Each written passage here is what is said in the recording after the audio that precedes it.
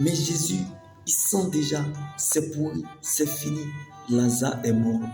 Il est parfois bien de perdre le contrôle de la situation pour que Dieu prenne le contrôle de la situation. Donc, vaut mieux ramper avec Dieu que de courir avec Satan et finir en enfer. Car il n'y a rien que le diable va ajouter sur votre vie que Dieu ne vous a pas donné. Donc, il est parfois bien de disparaître pour que Dieu puisse apparaître. Quand tu entres en silence, Dieu rentre en scène comme la résurrection de Lazare. Alors le silence de Dieu attire le silence de l'homme, car ce que Dieu fait pour nous dans le secret est plus grand que ce que nous regardons ou traversons. Donc l'action de Dieu sera votre réaction. Ceux qui ne te voient plus, qui ne disent pas que tu es mort, mais c'est l'Éternel qui t'a pris pour te former. Comme Lazare était dans la tombe, mais la révélation n'est pas dans la tombe. Tu as disparu de là où tu étais, tu vas réapparaître. Tu reviendras sur la scène, mon Dieu te rétablit et te rétablira encore. Non pas parce que tu as raison, mais parce que tu es sa raison. Tu veux la gloire, sois donc prêt à porter sa croix. Car il est plus difficile de gérer la gloire de Dieu que de l'attendre.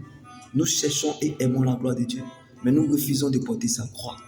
Le problème n'est pas le problème, ni ce qu'on te fait. Le problème pour Dieu, ce n'est pas de te faire voir sa gloire, mais est-ce que tu pourras la porter et la garder? Est-ce que ton cœur est suffisamment prêt à affronter ce qui arrivera lorsque Dieu t'aura déjà exaucé? Car ce que Dieu cherche et veut bâtir en toi a plus de valeur que ce qu'il veut te donner. Le miracle ne viendra pas là où l'on l'attend, mais là où l'on le provoque. Donc tu n'emprunteras pas autre chemin que celui de la croix. Ne t'en détourne pas, ne fais pas des raccourcis. Prends le temps de bénir le Seigneur malgré tout, même si ce chemin-là ne te plaît pas. Car ta fin finira glorieuse. Celui qui a fait le testament est vivant. Jésus-Christ n'est pas la rose croix, mais sa croix est rose. Il n'y a pas de gloire sans brisement. Donc si vous n'êtes pas brisé sur la terre, c'est que le ciel n'a rien à vous offrir. Si tu n'apprends pas à être un sujet d'humiliation, tu ne vas pas apprécier la gloire de Dieu quand elle viendra. Ce qui t'attend est plus grand que ça. Ce qui arrive est mieux que ça. Ce que tu ne sais pas est plus grand que toi.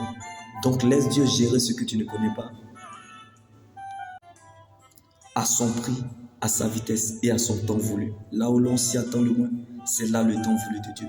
Le temps de Dieu n'est pas très long, mais très bon. Dieu réserve toujours une aide pour les mépriser. Alors sois sage et patient, car le temps finira par te donner ce qui te revient.